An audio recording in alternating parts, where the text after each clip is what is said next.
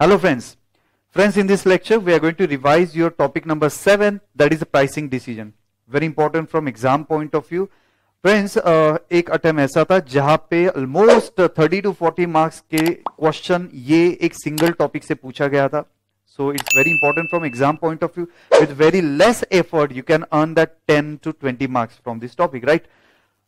Predominantly this topic is a theoretical topic. काफी सारे theory concept ये topic में है, but yes there are some practical concept also we are going to discuss later. जिसमें sir दो ही practical concept है. First practical concept is profit maximization model and second practical concept is friends cost plus pricing. In that cost plus pricing we are going to learn that learning curve theory, जिस पे exam में already question आ चुका है. 10 marks का question practical आ चुका है. Cost plus pricing पे भी 10 मार्क्स का क्वेश्चन आ चुका है. ये प्रॉफिट मैक्सिमाइजेशन मॉडल जो फर्स्ट कंसेप्ट हम लोग देखने वाले, इस पे भी प्रैक्टिकल क्वेश्चन आ चुका है. And yes already theory question भी काफी सारे ये टॉपिक से पूछा गया है. तो with very less effort you can earn that 10 to 20 marks. Friends, exam के पहले भी ये जो आपके 1.5 डे है उसमें भी ये जो लेक्चर है आप प्लीज अच्छे से देख के जाइएगा. ये लेक्चर के अंदर यानी अराउंड 1 आवर के अंदर ये पूरा टॉपिक या फिर 1 आवर 10 मिनट्स के अंदर ये पूरा टॉपिक रिवाइज हो जाएगा with detail explanation. So exam के पहले भी आपको हेल्प करेगा. जल्दी से ये टॉपिक आप रिवाइज कर पाएंगे एग्जाम के पहले. राइट फ्रेंड्स, चलिएगा फ्रेंड्स स्टार्ट करते हैं. सबसे पहला कंसेप्ट से first concept is profit maximization model. Now friends, ये जो प्रॉफिट मैक्सिमाइजेशन मॉडल है it is an mathematical model. ठीक है सर जी, मैथमेटिकल मॉडल में वर्कआउट क्या करता है कि वो कौन सा आउटपुट है जहां पे प्रॉफिट मैक्सिमाइज होएगा. बहुत ध्यान से सुनिएगा, यहां पे ये कंसेप्ट कंप्लीट होने वाला है. ट्रांसफर प्राइसिंग टॉपिक में भी इस पे एक क्वेश्चन है. So very important from exam point of view. Now friends, profit maximization model में क्या है, प्रॉफिट मैक्सिमाइज होगा वो लेवल ऑफ आउटपुट पे. ध्यान से सुनिएगा, प्रॉफिट मैक्सिमाइज होएगा वो लेवल ऑफ आउटपुट पे जहां पे marginal revenue is equal to marginal cost. ध्यान से सुनिएगा क्या बोल रहा हूं, marginal revenue should equal to marginal cost.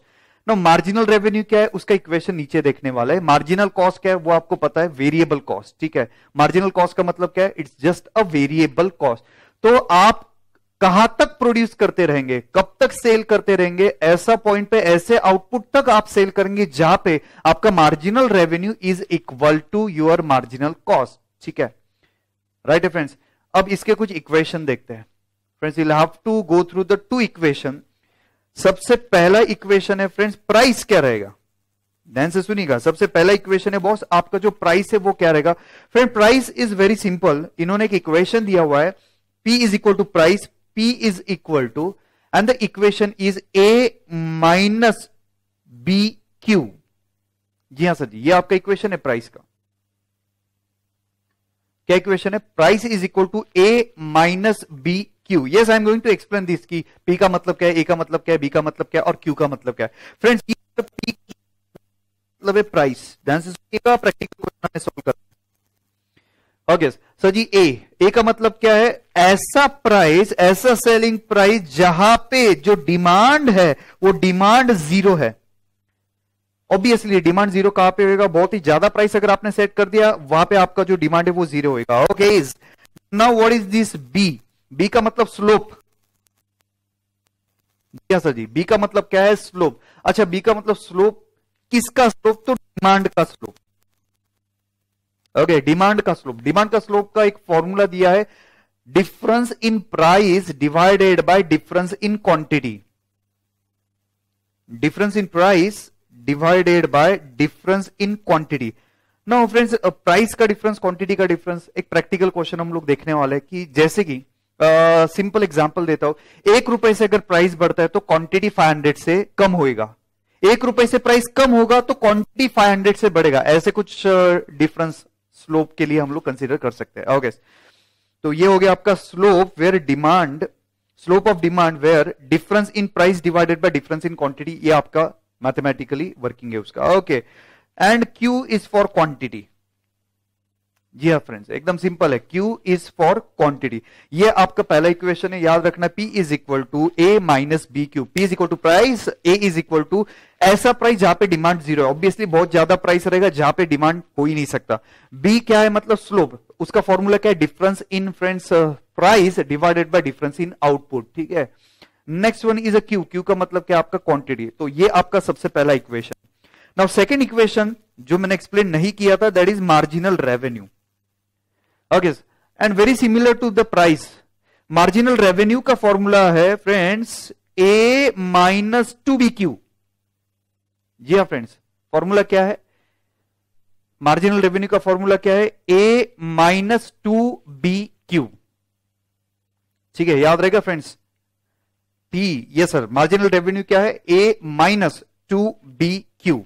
वापिस ए का मतलब क्या है, price at which demand is zero, दो से मल्टीप्लाई किया है, बी का मतलब स्लोप है, डिमांड का स्लोप है, difference in price divided by difference in quantity, and last one Q is for quantity, right friends. तो आपको ये दो इक्वेशन से प्राइस फाइंड करना है, आपको ये दो इक्वेशन से क्वांटिटी फाइंड करना है, और कैसे, इसका एक प्रैक्टिकल क्वेश्चन आपके स्टडी मटेरियल का है, हम लोग देख लेते हैं, क्योंकि दो ही हमें प्रैक्टिकल कंसेप्ट रिवाइज करना है, तो थोड़ा प्रैक्टिकल सॉल्व करके हम लोग वर्कआउट करते हैं। ठीक है, चलिए फ्रेंड्स, आपको ये एग्जाम्पल स्टडी मटेरियल का है। ठीक है, सो एग्जाम्पल में दिया है कि ए का कुछ वेरिएबल कॉस्ट है 2,20,000। ठीक है, मैं डेटा आपके लिए यहां पे ऊपर लिख रहा हूं। Variable cost is, how much is variable cost, 2,20,000। Okay, variable cost is 2,20,000। Next one, selling price is 5,10,000, जहां पे डिमांड जीरो है। नेक्स्ट लाइन उन्होंने दिया है, sir ji selling price where demand zero. वो कौन सा सेलिंग प्राइस है जहां पे डिमांड जीरो है, तो 5,10,000।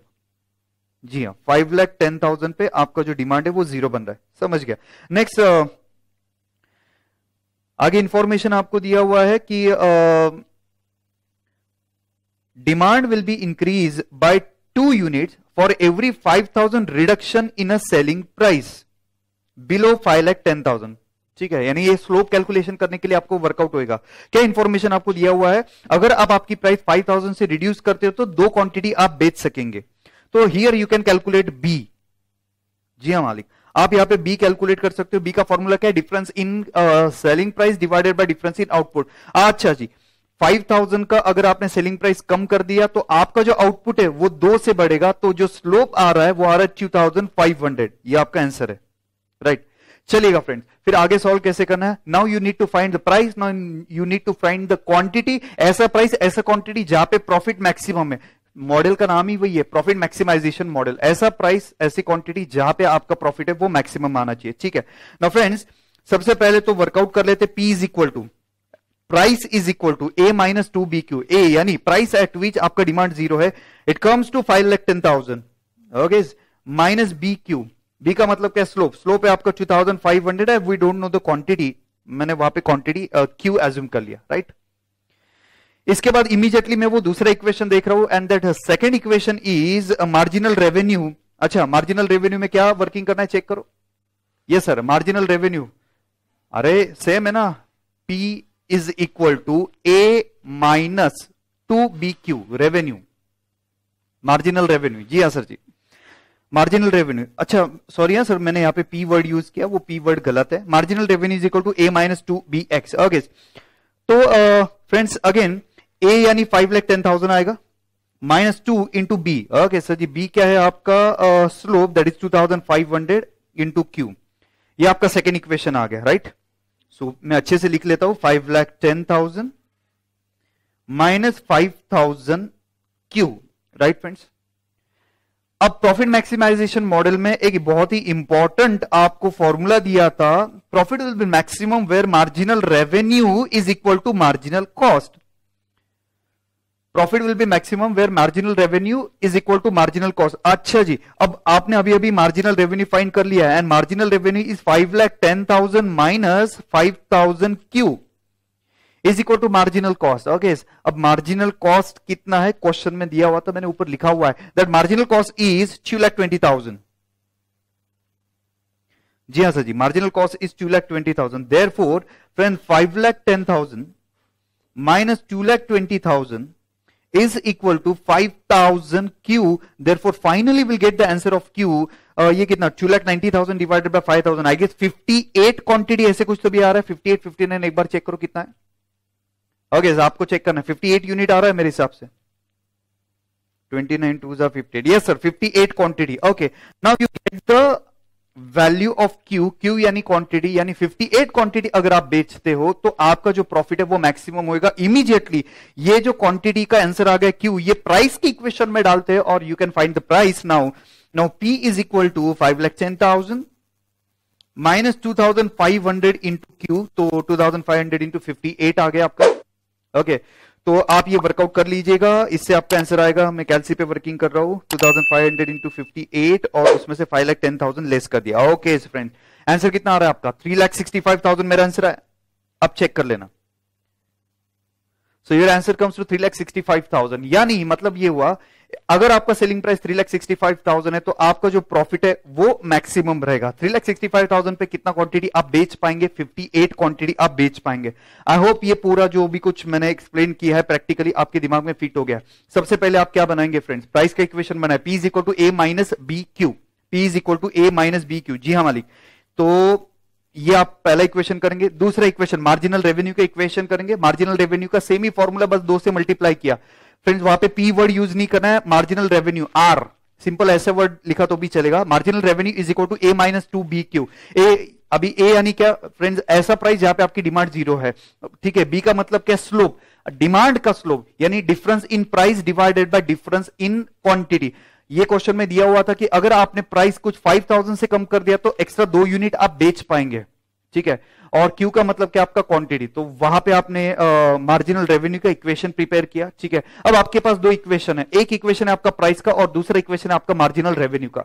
इमीडिएटली ये जो प्रॉफिट मैक्सिमाइजेशन मॉडल है उसका एक बेसिक प्रिंसिपल बोलता है कि marginal revenue is equal to marginal cost. यहां पे आपका प्रॉफिट मैक्सिमम आएगा। मार्जिनल रेवेन्यू अभी आपने इक्वेशन बनाया। मार्जिनल कॉस्ट क्या है? आपकी वेरिएबल कॉस्ट, क्वेश्चन में दिया जाता है वेरिएबल कॉस्ट कितना? 2,20,000 आपका वेरिएबल कॉस्ट है।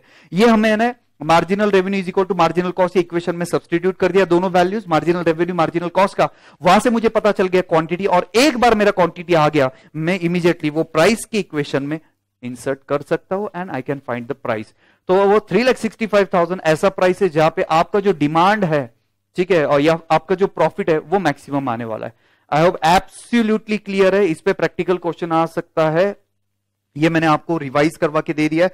आप अभी आपके स्टडी मटेरियल में सॉरी आपका जो एग्जाम में क्वेश्चन पूछा गया था हमने अपने रेगुलर लेक्चर में ये कवर किया हुआ है, तो वो आप प्लीज देख लीजिएगा। ओके चलिए अब आगे बढ़ते हैं। ठीक है, अब काफी सारा थियरी पार्ट कवर करते हैं और वेरी इंपॉर्टेंट एक एग्जाम में फ्रेंड्स इतना सिंपल क्वेश्चन आया था कि आपको अलग अलग सिचुएशंस दिए थे और आपको सिर्फ फाइंड करना है कि कौन सा प्राइसिंग मेथड यहां पे एप्लीकेबल होगा। जैसे पेनिट्रेशन प्राइसिंग, स्कीमिंग प्राइसिंग है, बिलो मार्जिनल कॉस्ट आप बेचेंगे, रिसेशन में प्राइसिंग क्या रहेगा, कॉम्पिटिटिव प्राइसिंग क्या रहेगा, ठीक है, मी टू प्रोडक्ट एक्सेट्रा। तो इतना सिंपल क्वेश्चन एग्जाम में पूछा गया था, आपको कुछ भी एक्सप्लेनेशन नहीं देना है, बस एक सिचुएशन उन्होंने दिया हुआ है, वो सिचुएशन में कौन सा प्राइस एप्लीकेबल है। ओके तो ऐसा 10 मार्क्स के लिए क्वेश्चन, 10 या 11 मार्क्स के लिए क्वेश्चन एग्जाम में पूछा गया था। ओके तो वेरी इंपॉर्टेंट, अब ध्यान से सुनिएगा, थोड़ा थियरी स्टार्ट कर रहे हैं। सो आगे बढ़ रहा है। Pricing under different market structure, basically हमें प्राइसिंग डिफरेंट मार्केट स्ट्रक्चर क्या क्या है? परफेक्ट कॉम्पिटिटिव मार्केट हो सकता है, मोनोपोली मार्केट हो सकता है, मोनोपोलिस्टिक कंपटीशन हो सकता है और ओलिगोपोली मार्केट हो सकता है। ये सारे कंसेप्ट हमने इकोनॉमिक्स में पढ़ा हुआ है। सबसे पहला मेथड हम लोग डिस्कस करते हैं, दैट इज परफेक्ट कंपटीशन में प्राइस क्या रहेगा। अब परफेक्ट कंपटीशन का सिनारियो क्या है, ध्यान से सुनिएगा। लार्ज नंबर ऑफ सेलर है, लार्ज नंबर ऑफ सेलर है और manufacturing identical goods, similar goods, identical goods, same goods manufacture करे, डिफरेंशिएशन करना बहुत ही डिफिकल्ट है।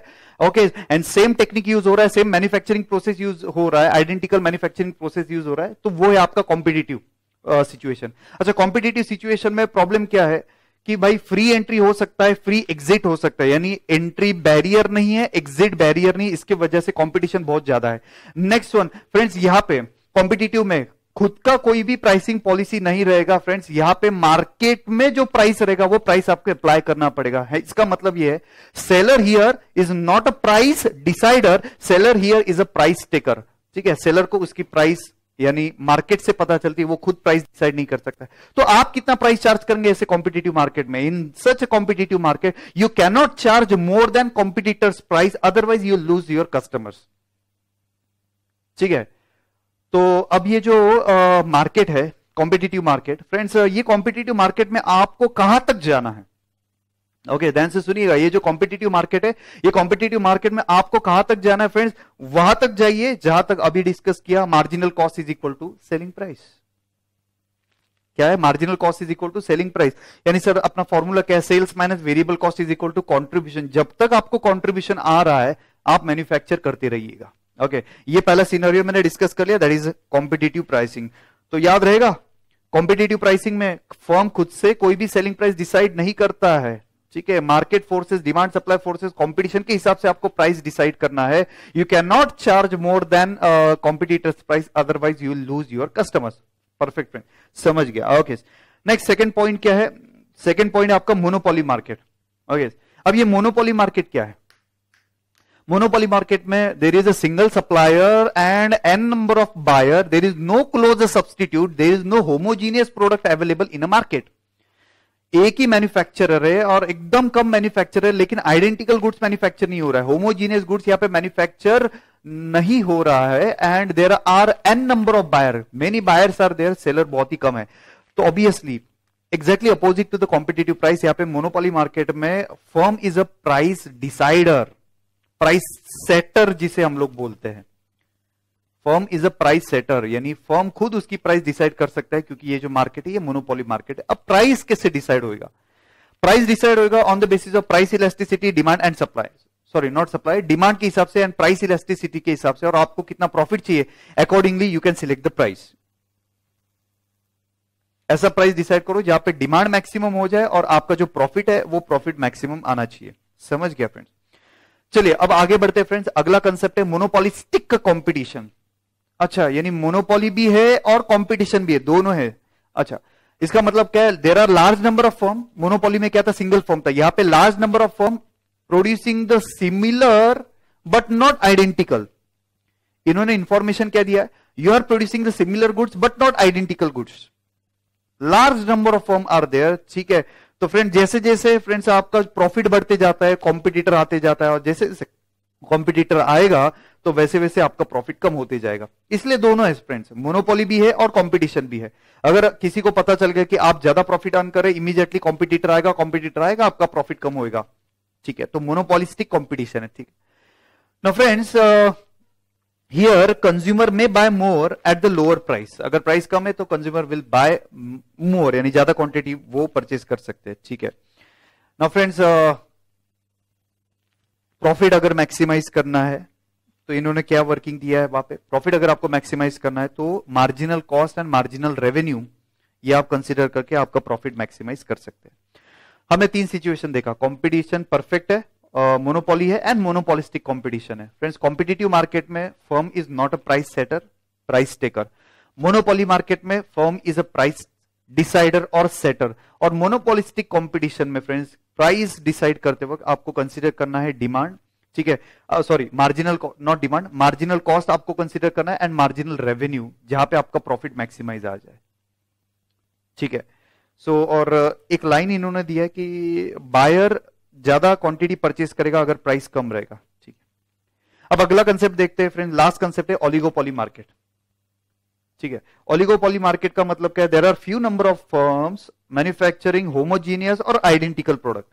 ऊपर चेक किया था फ्रेंड्स कि आइडेंटिकल नहीं है, पर मोनोपोलिस्टिक कंपटीशन में हमने देखा था कि भाई आइडेंटिकल नहीं है बट नॉट आइडेंटिकल प्रोडक्ट। तो ओलिगोपोली मार्केट में क्या है फ्रेंड्स?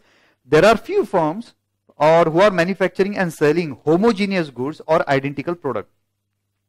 नो फ्रेंड्स, यहां पे ओलिगोपोली मार्केट में आपके जो कॉम्पिटिटर है उनके बारे में पूरा इंफॉर्मेशन रहेगा, उनका इन्वेस्टमेंट क्या है, उनका कॉस्ट क्या है, एक्सेट्रा, उनकी प्राइसिंग क्या है, इस पे क्लोज आए रहेगा आपकी कंपनी का ओलिगोपोली मार्केट में।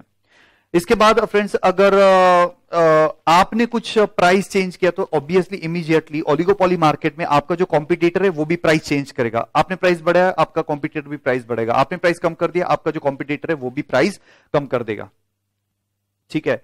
सो प्राइस सेट करते वक्त आपको ध्यान रखना, यहां पे इंफॉर्मेशन दिया है, व्हाइल डिसाइडिंग द प्राइस आपको ये देखना कि इस पे आपके कॉम्पिटिटर का रिएक्शन क्या रहेगा, ये भी आपको कंसीडर करना है। तो ये 4 मार्केट स्ट्रक्चर हमने बहुत डिटेल में डिस्कस कर लिया, competitive, monopoly, monopolistic competition and last one था आपका ओलिगोपोली मार्केट, ठीक है?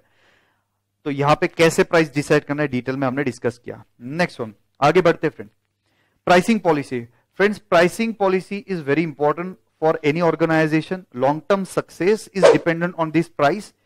क्योंकि फ्रेंड्स ऐसा भी नहीं करना कि अभी मुझे बहुत ज्यादा प्रॉफिट रखना है तो मैं प्राइस ज्यादा रखूंगा फ्रेंड्स, तो लॉन्ग टर्म में वो मेंटेन नहीं करते आएगा। ठीक है, तो long term survival of your organization is dependent on pricing.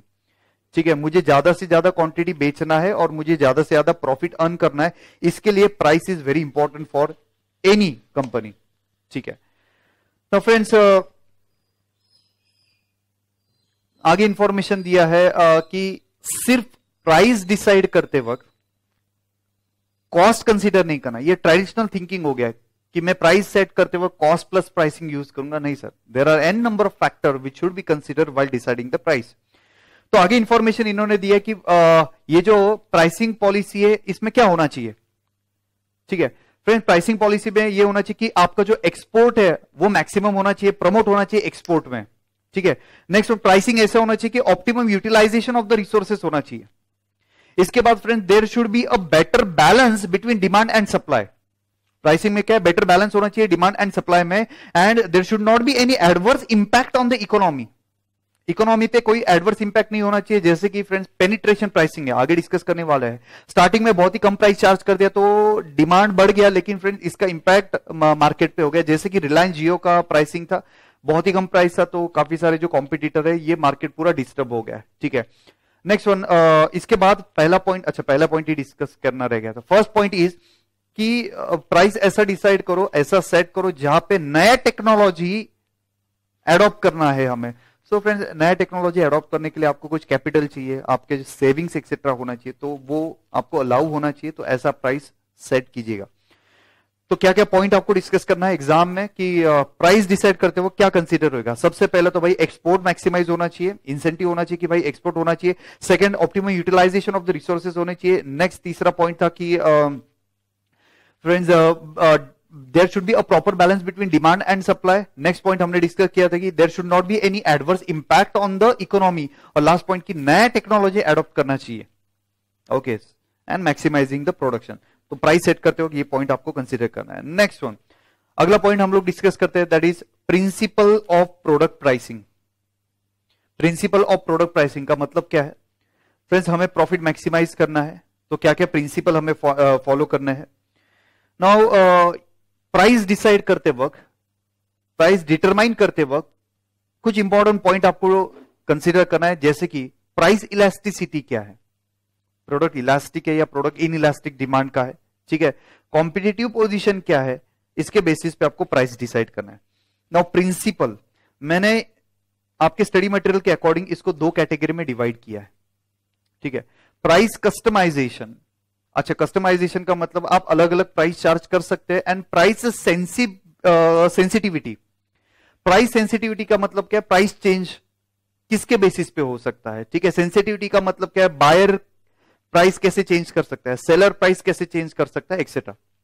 पहले हम लोग डिस्कस कर लेते हैं ये जो है प्राइस कस्टमाइजेशन के सारे पॉइंट्स हम लोग कंसीडर कर लेते हैं। प्राइस कस्टमाइजेशन में सबसे पहला पॉइंट दिया है इन्होंने, based on product line. Based on product line यानी कंज्यूमर के, कस्टमर के रिक्वायरमेंट के बेसिस पे आपने प्राइस डिसाइड किया। यहां पे आपके स्टडी मटेरियल में एग्जांपल दिया, वही एग्जांपल में रिपीट करता हूं फ्रेंड्स। कस्टमर के रिक्वायरमेंट के हिसाब से अलग प्राइस चार्ज करना। एक एग्जांपल देता हूं, अगर आप फोन लेने के लिए गए, ठीक है, स्मार्टफोन अगर आप लेने के लिए गए तो कुछ ऑप्शंस आपको मिलता है, जैसे कि 64 जीबी का ऑप्शन है एंड 128 जीबी का ऑप्शन है। तो अकॉर्डिंगली रिक्वायरमेंट, ठीक है, अकॉर्डिंग टू द रिक्वायरमेंट आप वैसा फोन परचेस कर सकते हो, प्राइस वैसे डिसाइड होगा। जब आप पेन ड्राइव लेने के लिए जाते हो तो ऑब्वियसली पेन ड्राइव लेने के लिए फ्रेंड्स यानी आप सपोज छोटा यानी कम एमबी का, जीबी का अगर आप पेन ड्राइव लेते हो तो प्राइस कम है, ज्यादा आपकी रिक्वायरमेंट है तो उसका प्राइस ज्यादा रहेगा। हार्ड डिस्क आप परचेस करने के लिए जाते हो, 1 टीबी 2 टीबी 3 टीबी का प्राइस ज्यादा है, ठीक है, और 500 जीबी एक्सेट्रा, 512 जीबी एक्सेट्रा, उसका प्राइस कम है। ओके, तो मतलब क्या है, कस्टमर के रिक्वायरमेंट के हिसाब से आपने प्राइस सेट किया। समझ गया पहला पॉइंट। सेकेंड पॉइंट ये बोलता है कि कस्टमर के पास्ट बिहेवियर के बेसिस पे भी हम लोग प्राइस डिसाइड कर सकते हैं। अच्छा, कस्टमर का पास्ट बिहेवियर का मतलब ये हुआ फ्रेंड्स, अगर बल्क कस्टमर है फ्रेंड्स, ज्यादा क्वांटिटी में परचेस करते हैं तो उसको हम लोग डिस्काउंट दे सकते हैं, लेकिन अगर कम कम क्वांटिटी में वो परचेस करते हैं तो उसको डिस्काउंट हम लोग नहीं देंगे। नेक्स्ट तीसरा पॉइंट है बेस्ड ऑन डेमोग्राफी। अच्छा, डेमोग्राफी का मतलब क्या है friends? On the basis of social status, on the basis of age. ठीक है, आपने अलग अलग प्राइस चार्ज किया, जैसे कि फ्रेंड्स एक सिंपल एग्जांपल आपको दिया हुआ है कि रेलवे फेयर, बस का फेयर, ठीक है, जो सीनियर सिटीजन है उनका फेयर अलग है और नॉर्मल जो है उनका फेयर अलग है। आपको ये भी पता रहेगा छोटे बच्चे 5 साल के अंदर सपोज फ्री है, या फिर 15-10 साल के अंदर जो है उनको हाफ रेट लगता है, एक्सेट्रा। तो बेस्ड ऑन डेमोग्राफी ये रहेगा। या फिर मिलिट्री के अगर कुछ लोग रहेंगे, मिलिट्री के जो है उनके लिए आप अलग से प्राइस चार्ज कर सकते हो, उनको कुछ कंसेशन आप दे सकते हो। नेक्स्ट वन, अगला पॉइंट है based on time differential. Okay, अच्छा, टाइम डिफरेंशियल का मतलब क्या? अलग अलग टाइम के लिए आप अलग अलग टाइम पीरियड के लिए you are going to charge the different price. Simple example आपको दिया गया है, सपोज ये जो लॉकडाउन है, लॉकडाउन की वजह से फ्रेंड्स मुझे जो रिकॉर्डिंग वगैरह करना था वो मुझे मेरे घर से रिकॉर्डिंग करना था। तो यहां पे जो मेरा नेट पैक था वो या फिर जो मेरा वाईफाई था इतना स्ट्रांग नहीं था, तो मुझे यहाँ पे थोड़ा एक्स्ट्रा जो है स्पीड का वाईफाई लेना पड़ा।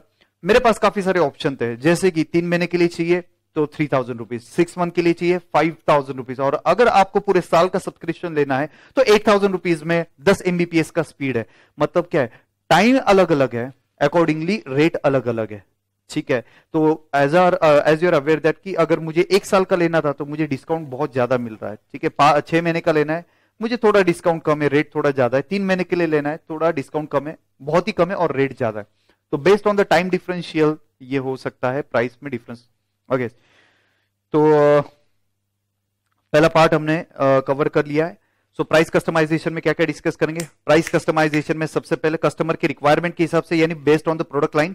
सेकंड पॉइंट हमने डिस्कस किया कि भाई कस्टमर का पास्ट बिहेवियर क्या है। तीसरा पॉइंट हमने डिस्कस किया कि भाई टाइम डिफरेंशियल के हिसाब से भी जो भी कुछ है प्राइस अलग हो सकता है। इसके बाद नेक्स्ट पॉइंट हमने डिस्कस किया कि डेमोग्राफी के बेसिस पे भी प्राइस अलग हो सकता है। ठीक है, ये हो गया आपका प्राइस कस्टमाइजेशन। अब हम लोग दूसरा पॉइंट इमीडिएटली क्विकली डिस्कस कर लेते हैं, दैट इज प्राइस सेंसिटिविटी। अच्छा, प्राइस सेंसिटिविटी में सबसे पहले अगर पहला पॉइंट इन्होंने बोला कि यूनिक वैल्यू, अगर आपके प्रोडक्ट में कुछ यूनिक वैल्यू है, अगर आपका प्रोडक्ट थोड़ा सुपेरियर है, हमने टॉपिक नंबर 1 में देखा था डिफरेंशिएशन, अगर आपका प्रोडक्ट कॉम्पिटिटर से डिफरेंस है तो बायर की जो सेंसिटिविटी है वो कम रहेगा, यानी बायर प्राइस कम ज्यादा करने में यानी वो सेंसिटिविटी कम दिखाएगा। ठीक है, लेस प्राइस सेंसिटिव रहेगा। ओके, नेक्स्ट पॉइंट इन्होंने दिया है कि सब्सटीट्यूट अवेयरनेस। ओके, अगर आपके जो बायर है उसको पता है कि सब्सटीट्यूट क्लोज इसका अवेलेबल है तो फ्रेंड्स वो सेंसिटिविटी उसकी हाई रहेगी, वो कम ज्यादा प्राइस कर सकता है, बायर की सेंसिटिविटी ज्यादा रहेगी। ठीक है, तो अगर उसको पता है कि close substitute is available, yes, वो आपसे 100% बार्गेन करेगा। नेक्स्ट है, वही पॉइंट आगे बोला है कि it is difficult to compare, यानी अगर कस्टमर को पता नहीं कि क्लोज सब्सटीट्यूट अवेलेबल है या फिर इसका क्लोज सब्सटीट्यूट अवेलेबल नहीं है, ऐसे सिचुएशन में फ्रेंड्स जो भी कुछ आपका सेंसिटिविटी प्राइस का बायर का वो कम रहेगा, यानी ज्यादा इसमें डिफरेंस नहीं आएगा, क्योंकि उसको पता है मुझे यहां से ही परचेस करना है, इसका कोई सब्सटीट्यूट उसको तो नहीं पता अवेलेबल है। ओके, नेक्स्ट वन, अगला पॉइंट इन्होंने दिया हुआ है टोटल एक्सपेंडिचर इफेक्ट। अच्छा फ्रेंड्स, टोटल एक्सपेंडिचर इफेक्ट का मतलब ये हुआ है अगर कंज्यूमर का इनकम बहुत ज्यादा है, कंज्यूमर का इनकम बहुत ज्यादा है और ये जो खर्चा है प्रोडक्ट पे ये बहुत कम है, तो सेंसिटिविटी कम रहेगी। ठीक है, यानी अगर आपका प्रोडक्ट वेल्दी पीपल के लिए है और उसकी प्राइस बहुत ही कम है, वेल्दी पीपल के लिए और उसकी प्राइस बहुत ही कम है, तो उसमें सेंसिटिविटी ज्यादा नहीं रहेगा। ओके, नेक्स्ट वन, अगला है एंड बेनिफिट इफेक्ट। जी हाँ फ्रेंड, एंड बेनिफिट इफेक्ट का मतलब यह है खर्चा, आपका जो एंड प्रोडक्ट है उसका खर्चा ज्यादा है, ये एंड प्रोडक्ट में ये मटेरियल सपोज लगने वाला है और इसका खर्चा कम है। ठीक है, तो ऐसे सिचुएशन में प्राइस सेंसिटिविटी कम रहेगा। ओके, नहीं समझा? ठीक है फ्रेंड्स, सिंपल एग्जांपल लेते हैं।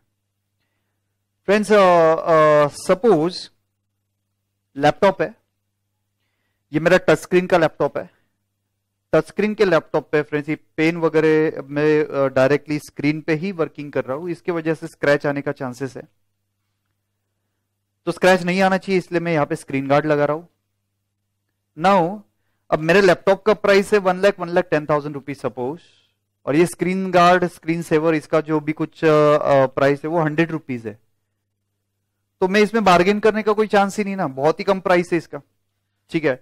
तो फ्रेंड्स एंड प्रोडक्ट का कॉस्ट बहुत ज्यादा है, और ये जो कंपोनेंट है इसका कॉस्ट अगर कंपैरेटिवली बहुत ही कम है, तो मैं उसमें बार्गेनिंग बहुत ही कम करेगा। ओके, तो ये था आपका and effect benefit. Next one, shared cost benefit. अच्छा, शेयर्ड कॉस्ट बेनिफिट का मतलब क्या है? अगर आपकी कॉस्ट किसी के साथ शेयर किया जाता है तो आप बार्गेनिंग कम करेंगे। एग्जांपल के लिए गवर्नमेंट को सब्सिडी दे दिया है, ठीक है, तो उसमें बार्गेनिंग कम है। वैसे भी आप क्या सोचेंगे, अरे जाने दो 30% तो गवर्नमेंट को ही बेयर करना है, तो इसमें प्राइस में सेंसिटिविटी कम रहेगा। नेक्स्ट वन, अगला पॉइंट है sunk investment effect. Perfect example is your four wheeler, ठीक है। फ्रेंड्स आपने ऑलरेडी फोर व्हीलर परचेज करके रखा है, अब पेट्रोल और डीजल का प्राइस कितना भी रहने दो, you are going to purchase that, ठीक है। ऑलरेडी आपने इन्वेस्ट कर दिया फोर व्हीलर में, ऑलरेडी आपने इन्वेस्टमेंट कर दिया है, तो फ्रेंड्स वैसे भी वो पैसा वेस्ट है। अब आपको तो रनिंग कॉस्ट ही लगने वाला है, पेट्रोल डीजल ही लगने वाला है, तो संक इन्वेस्टमेंट इफेक्ट रहेगा। तो आपने ऑलरेडी कैपिटल इन्वेस्टमेंट बहुत ज्यादा कर दिया है, तो उसको रनिंग के जो खर्चे उसमें आप सेंसिटिविटी कम एक्सपेक्ट कर सकते हो। Next one, higher the quality higher the price, और उसमें सेंसिटिविटी कम रहेगा, ठीक है। एक्सप्लेन में कुछ है ही नहीं भाई, क्वालिटी के हिसाब से प्राइस रहेगा। Next one, inventory effect. Inventory effect का मतलब ये हुआ कि अगर पेरिशेबल गुड्स आप मैन्युफैक्चर करें तो उसमें सेंसिटिविटी आप कम एक्सपेक्ट करेंगे। तो ये था फ्रेंड्स सेंसिटिविटी, काफी इंपॉर्टेंट क्वेश्चन है।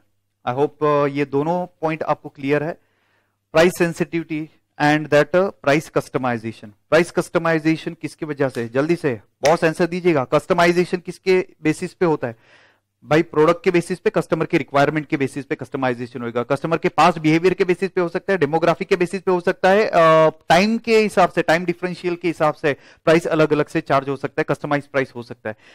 अगला पॉइंट हमने चेक किया कि सेंसिटिविटी कम ज्यादा होना प्राइस किस पे डिपेंडेंट करता है? अगर यूनिक वैल्यू है सेंसिटिविटी कम है, ठीक है।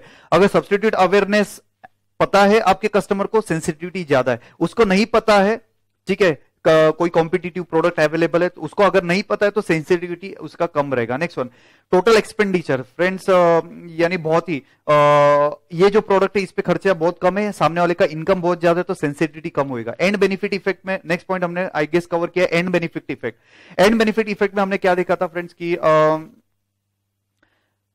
फाइनल प्रोडक्ट में वो यूज हो रहा है और इसकी कॉस्ट बहुत ही कम है। एग्जांपल मैंने दे दिया था, लैपटॉप का एग्जांपल दे दिया, उसके स्क्रीन सेवर का एग्जांपल दे दिया था, स्क्रीन गार्ड का एग्जांपल दे दिया था। नेक्स्ट वन, अगर सब्सिडी वगैरह मिलता है, कॉस्ट कोई और शेयर कर रहा है, तो ऐसे सिचुएशन में फ्रेंड्स आपका सेंसिटिविटी प्राइस का कम रहेगा। नेक्स्ट वन, संक इन्वेस्टमेंट। ऑलरेडी आपने कुछ इन्वेस्ट करके रखा है और उसको रन करने के लिए खर्चा लगता है, तो वहां पे आपका सेंसिटिविटी कम रहेगा। क्वालिटी ज्यादा, सेंसिटिविटी कम रहेगा। लास्ट वन था, अगर पेरिशेबल है, ठीक है, अगर आपका गुड्स पेरिशेबल है तो उसमें जो भी कुछ आपका सेंसिटिविटी है वो कम रहेगा। आई होप ये पॉइंट्स एब्सोल्युटली क्लियर है। चलेगा, क्विकली आगे बढ़ते हैं, अगले क्वेश्चन की तरफ जा रहे हैं फ्रेंड्स। नाउ फ्रेंड्स अगला क्वेश्चन बोल रहा है कि प्राइसिंग मेथड्स। जी सर जी, प्राइसिंग मेथड्स, ये चार्ट देख लीजिएगा। प्राइसिंग मेथड में पहला है कॉम्पिटिटिव बेस और competition based pricing, cost base, cost plus pricing जो हम लोग डिस्कस करने वाले हैं, और जो आगे ट्रांसफर प्राइसिंग टॉपिक में भी इसका रिलेवेंस रहेगा बॉस, राइट। एंड लास्ट है आपका वैल्यू बेस। ये दो इक्वेशन है, ओके। ट्रू इकोनॉमिक वैल्यू एक है और परसीव्ड वैल्यू ये आपका पॉइंट है। चलेगा फ्रेंड्स, सो सबसे पहला पॉइंट हम लोग डिस्कस करते हैं, and first point is that competition based pricing. जी हाँ फ्रेंड्स, कॉम्पिटिशन बेस्ड प्राइसिंग। अब इसका नाम ही भी फ्रेंड्स पता चल जाता है कि कॉम्पिटिशन के हिसाब से प्राइस डिसाइड करो ना, कंपटीशन के हिसाब से प्राइस डिसाइड करना है फ्रेंड्स। अब यहां पे इन्होंने एक सिंपल पॉइंट बोला है, योर प्राइस मे और may not be equal to competitor price. आपका प्राइस कॉम्पिटिटर से कम भी हो सकता है और आपका प्राइस कॉम्पिटिटर से ज्यादा भी हो सकता है। ध्यान से सुनिएगा, कॉम्पिटिशन बेस में आपका प्राइस कॉम्पिटिटर से कम भी हो सकता है, कॉम्पिटिटर से ज्यादा भी हो सकता है। अब फ्रेंड्स आपका डिमांड, ठीक है, और आपके कॉस्ट, क्या बोला हूं, आपका जो डिमांड है और आपका कॉस्ट, ये दो सेंटेंस आना ही चाहिए एग्जाम में।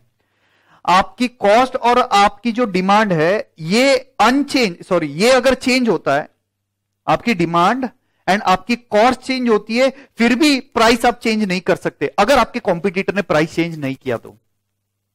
क्या क्या क्या सर, मेरा कॉस्ट चेंज हो रहा है, मेरी डिमांड चेंज हो रही है, फिर भी मैं प्राइस चेंज नहीं कर सकता अगर मेरा कॉम्पिटिटर प्राइस चेंज नहीं कर रहा है। लेकिन लेकिन लेकिन लेकिन अगर मेरी कॉस्ट कांस्टेंट है, मेरी डिमांड कांस्टेंट है, ठीक है, मुझे कोई रिक्वायरमेंट नहीं है प्राइस चेंज करने का, लेकिन अगर कॉम्पिटिटर उसका प्राइस चेंज करता है तो ऑब्वियसली मुझे चेंज करना पड़ेगा।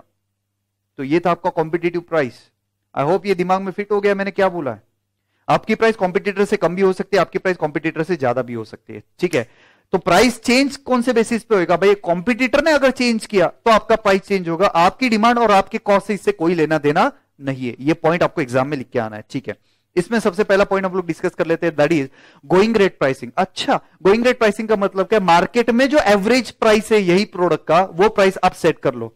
नाउ मार्केट में एवरेज, सपोज 10 मैन्युफैक्चरर है, 10 ये प्रोडक्ट मैन्युफैक्चर करते हैं या सर्विसेज रेंडर करते हैं, तो उनके जो प्राइस है उसका एवरेज ले लीजिएगा, ये आपका प्राइस आ जाएगा। इसको बोलते हैं हम लोग गोइंग रेट प्राइसिंग।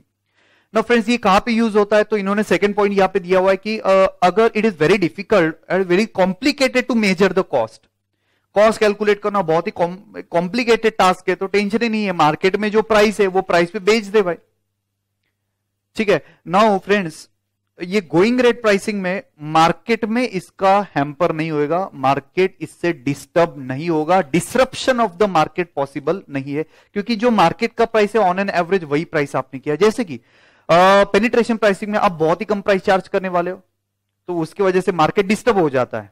चाइना से जो गुड्स आते हैं फ्रेंड्स, आपको पता है एंटी डंपिंग ड्यूटी वगैरह लगता है, इसी वजह से लगता है, मार्केट डिस्टर्ब हो जाता है। तो यहां पे अगर आपने मार्केट का ही प्राइस फॉलो किया है ऑन एन एवरेज, तो मार्केट डिस्टर्ब होने का चांस ही नहीं है।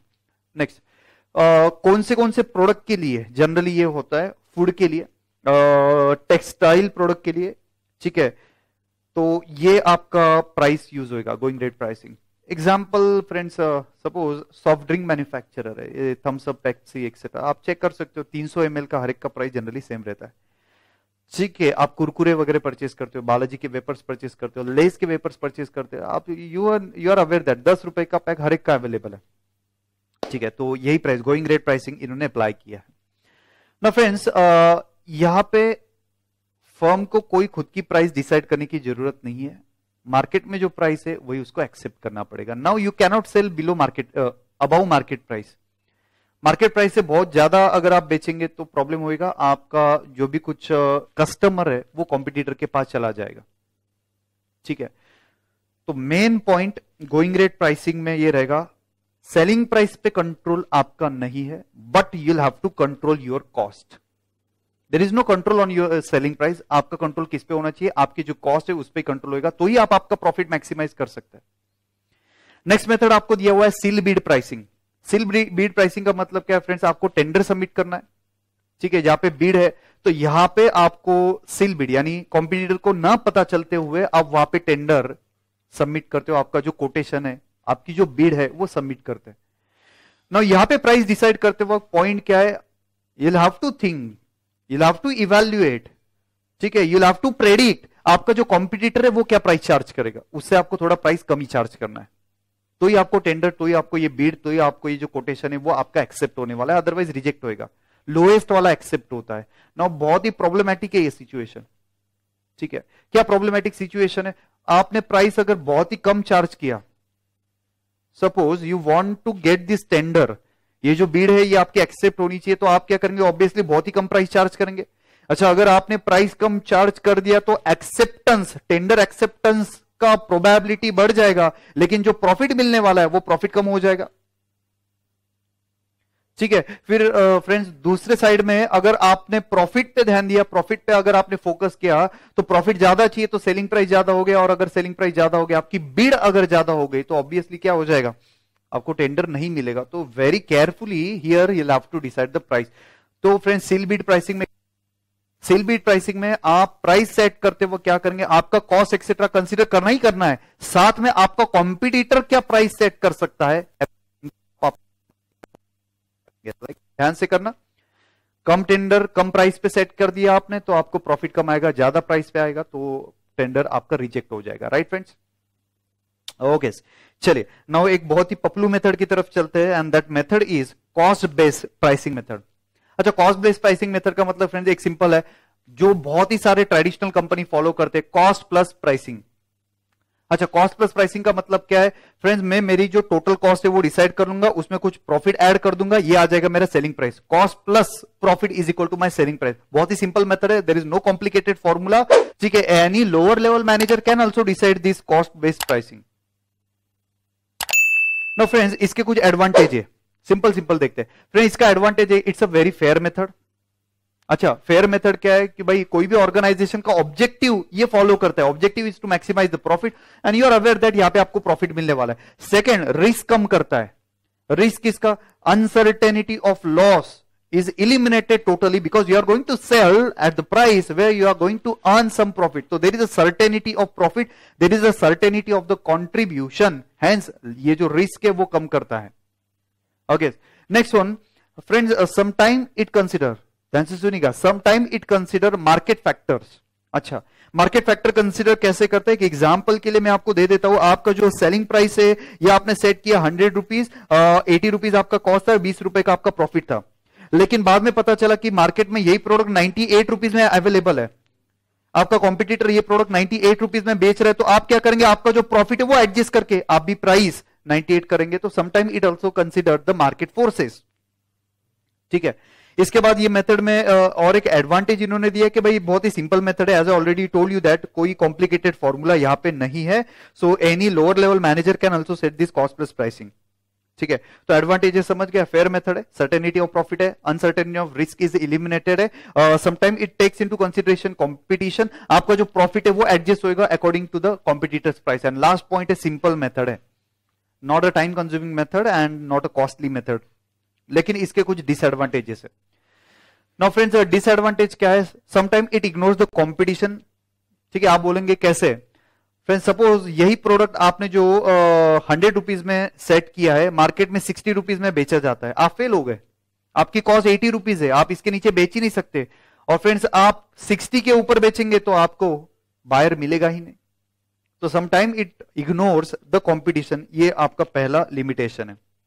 ठीक है, नाउ फ्रेंड्स, सबसे पहला तो पॉइंट ये कि कॉस्ट कैलकुलेट करना बहुत ही इंपॉर्टेंट है and specific correct cost calculate करना बहुत ही इंपॉर्टेंट है and it is very difficult to calculate precisely exactly cost in advance. कि कॉस्ट चेंज हो सकता है, प्रोडक्शन पे डिपेंडेंट है, जैसे प्रोडक्शन ज्यादा कर दिया तो आपको कॉस्ट कुछ कम होता है, benefit of mass production etcetera. It is very difficult to calculate cost in advance. ठीक है, तीसरा और सबसे इंपॉर्टेंट पॉइंट है जिसपे प्रैक्टिकल क्वेश्चन एग्जाम में आ सकता है कि फ्रेंड्स, मार्जिनल कॉस्टिंग में जब भी आप डिसीजन लेते हैं, पिछला टॉपिक हमने किया था जैसे कि मेक और buy decision, balance capacity utilization decision, अगर आपको वहां पे याद आ रहा है, मैं एक वर्ड एक सेंटेंस बहुत ज्यादा बार यूज किया है, fixed overhead which is absorb allocated charge apportion always irrelevant. Fixed overhead absorb allocated charge apportion always irrelevant है फॉर डिसीजन मेकिंग, क्योंकि आप ये स्पेशल ऑफर, आप ये मैन्युफैक्चर या फिर परचेज करो या मत करो, फिक्स्ड ओवरहेड आपका चेंज नहीं होएगा। लेकिन फ्रेंड, तो दिक्कत हो गई ना, यहां पे टोटल कॉस्ट में तो फिक्स्ड ओवरहेड भी कंसीडर किया जाता है। तो इनका कहना यह है कि भाई जब आप डिसीजन लेते हो तो इंक्रीमेंटल कॉस्ट कंसीडर करो, टोटल कॉस्ट कंसीडर करके फायदा नहीं है। ओके, तो नेक्स्ट एंड लास्ट पॉइंट इन्होंने दिया कि भाई आपका सेलिंग प्राइस आउटपुट पे डिपेंड है, ठीक है, कैपेसिटी पे डिपेंड है। ठीक है, और फ्रेंड्स, एक सिंपल इन्होंने एक विशियस सर्कल के बारे में बात किया है, थोड़ा सिंपल मैं एक्सप्लेन करता हूं। अगर आपको सेलिंग प्राइस कैलकुलेट करना है तो उसके लिए ये मेथड के अंदर लगने वाला है cost. Cost includes overhead cost also, and that overhead cost आपको प्रेडिक्ट करने के लिए कैपेसिटी यूटिलाइजेशन, आपकी जो डिमांड है वो प्रेडिक्ट करना पड़ेगा।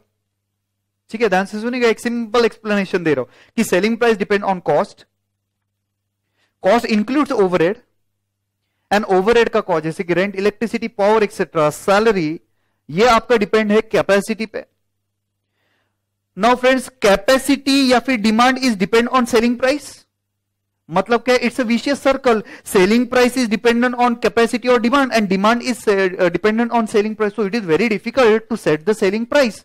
जैसे कि सेलिंग प्राइस अगर कम रहेगा तो डिमांड ज्यादा रहेगा इलास्टिक प्रोडक्ट में, सेलिंग प्राइस अगर ज्यादा रहेगा तो डिमांड कम रहेगा, और डिमांड कम ज्यादा हो गया तो ओवरहेड का भी फ्रेंड्स अमाउंट कम ज्यादा होएगा. राइट है, ओवरहेड का बर्डन भी कम ज्यादा यूनिट पे डिस्ट्रीब्यूट होएगा. तो इट्स अ विशियस सर्कल. ये पॉइंट आपका एग्जाम में आना चाहिए. आई होप ये पॉइंट एक्सप्लेनेशन क्लियर है. राइट फ्रेंड्स, चलेगा.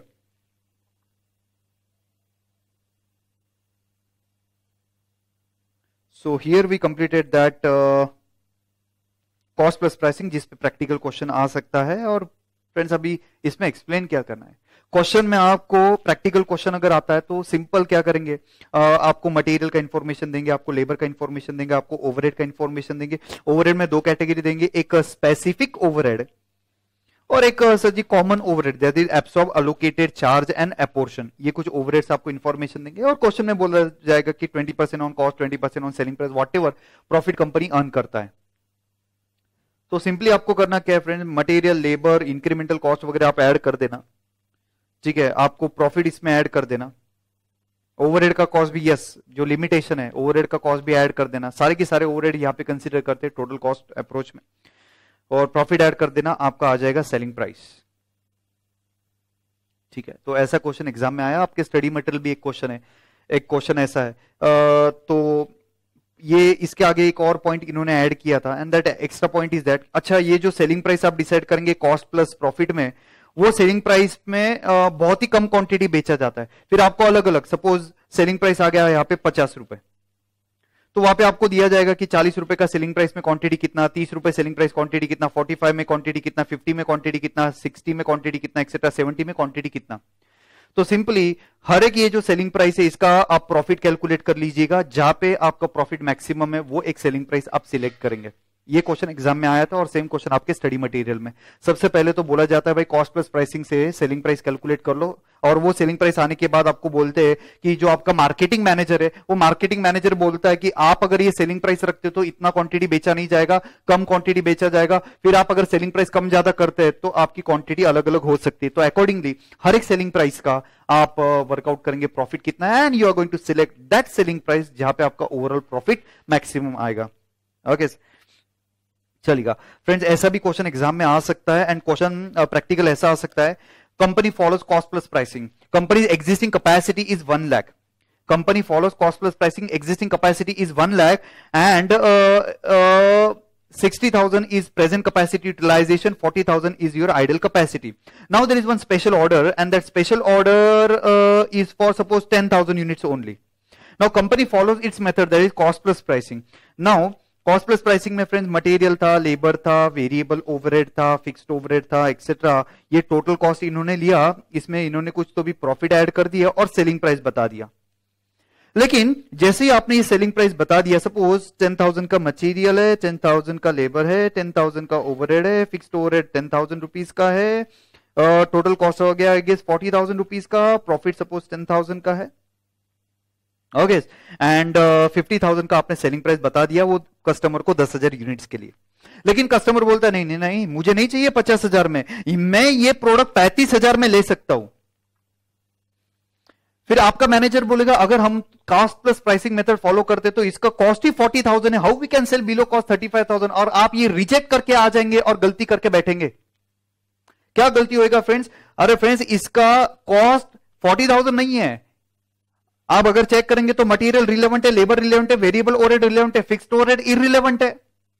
जो एब्सॉर्ब अलोकेटेड चार्ज अपोर्शन है, आप भाई ये 10,000 एक्स्ट्रा यूनिट मैन्युफैक्चर करो मत करो, आपको फैक्ट्री की रेंट, सैलरी एक्सेट्रा वही जाने वाला है. यानी ये फिक्स्ड ओवरहेड आपने कंसीडर नहीं करना चाहिए था. तो 30,000 रुपए आपकी कॉस्ट आ गई, सामने वाला 35,000 में ले रहा है, फिर भी आप 5,000 का एक्स्ट्रा प्रॉफिट अर्न कर सकते हो, इंक्रीमेंटल प्रॉफिट अर्न कर सकते हो. तो वहां पे आपको बोला जाएगा कि भाई comment on pricing method of the customer, sorry pricing method of the company. तो फिर आप बोलेंगे company followed cost plus pricing here, and one of the limitation of cost plus pricing is that it incremental approach, यानी decision making के लिए ये relevant नहीं है, मार्जिनल कॉस्टिंग के decision making. Now this is a question of balance capacity utilisation. Company should have consider only incremental cost Fixed overhead, which is absorbed allocated charge apportion, company should have ignored that. So all incremental cost is only 30,000 and the selling price accepted by the customer is 35,000. तो 5,000 का incremental profit आ रहा है. Yes, we'll have to accept this offer. ये आपका आना चाहिए, ऐसा question बन सकता है एग्जाम में. ओके, चलिए आगे बढ़ते हैं. ओके, समझ गया. ओके, चलो अभी फ्रेंड्स लास्ट पार्ट की तरफ आते हैं. अगर आपको याद रहे, हमने वो चार्ट के हिसाब से कर रहे हैं. वो चार्ट में क्या था फ्रेंड्स? सबसे पहले कंपटीशन था, कॉम्पिटिटिव प्राइस था. कॉम्पिटिटिव प्राइस में दो देखा हमने, याद रखना पड़ेगा क्योंकि डायरेक्टली क्वेश्चन आ सकता है. Explain competitive pricing. तो गोइंग रेट प्राइसिंग एक था, सील बीड प्राइसिंग था. गोइंग रेट यानी एवरेज मार्केट का ले लिया, सील बीड में कंपटीशन के हिसाब से कॉम्पिटिटर क्या कॉस्ट लगेगा, उसका प्राइस क्या रहेगा, अकॉर्डिंगली हम लोग कम से कम प्राइस चार्ज करने की कोशिश करेंगे so that we can get the tender और कोटेशन. ओके, नेक्स्ट पॉइंट हमने अभी कंसीडर किया, that is cost plus pricing method. और लास्ट पॉइंट आपको कंसीडर करना है, and that last point is that value based pricing method. ठीक है ना? वैल्यू बेस्ड प्राइसिंग मेथड में फ्रेंड्स वैल्यू चेन एनालिसिस अगर आपको याद आ रहा है, वैल्यू चेन एनालिसिस में वैल्यू का मतलब क्या है? प्रोडक्ट एक्टिविटी के थ्रू पास होता है. Procurement, manufacture, distribution, marketing etcetera, एक एक एक्टिविटी से पास होता है और कुछ ना कुछ वैल्यू ऐड करके जाता है ना. वैल्यू का मतलब क्या है? कस्टमर इज रेडी टू पे. कस्टमर के लिए वो वैल्यूएबल है, इसलिए customer will pay for that. ठीक है, तो वैल्यू के हिसाब से प्राइस चार्ज करना है. तो सबसे पहला है आपका ट्रू इकोनॉमिक वैल्यू. ठीक है ना? ट्रू इकोनॉमिक वैल्यू एकदम सिंपल है. इसमें प्राइस कैसे होएगा? कस्टमर को आप क्या बेनिफिट डिराइव कर रहे हो, डिलीवर कर रहे हो, कस्टमर को आप क्या बेनिफिट डिलीवर कर रहे हो, उसके बेसिस पे टीईवी, ट्रू इकोनॉमिक वैल्यू आप चार्ज करेंगे. ठीक है, तो भाई भले ही वो कस्टमर को प्रॉफिट, वो जो बेनिफिट आप दे रहे हो वो रिकॉग्नाइज करता है नहीं करता है, आपसे उसको कोई लेना देना नहीं है. सपोज कुछ मोबाइल में फीचर है, फंक्शन है, वो आप कभी यूज ही नहीं करते. ठीक है, उससे लेना देना नहीं है. आपने क्या क्या वैल्यू ऐड किया हुआ है, अकॉर्डिंगली इसका प्राइस चार्ज करो. टीईवी का फॉर्मूला याद रखना पड़ेगा. फ्रेंड 5 मार्क्स के लिए छोटा क्वेश्चन आ सकता है. टीईवी का वैल्यू इन्होंने दिया है cost of next best alternative plus value of differentiation. Value of differentiation मतलब क्या हुआ है सर? 2 पॉइंट है टीईवी, याद रखना पड़ेगा. टीईवी में 2 पॉइंट कौन सा है? Cost of the next best alternative. इसका मतलब इसके जैसा ही प्रोडक्ट, सिमिलर प्रोडक्ट मार्केट में कितने रुपीस में बेचा जा रहा है. ठीक है, वो एक प्राइस ले लिया, उसका कॉस्ट ले लिया. ठीक है, एंड प्लस इसमें आपने क्या एडिशन किया, आपने क्या एक्स्ट्रा फीचर दिया, आपने क्या एक्स्ट्रा फंक्शन दिया, उसका भी जो कॉस्ट है वो आपको ऐड कर देना. ये आ गया आपका ट्रू इकोनॉमिक वैल्यू, टीईवी. अरे भाई झेपा क्या?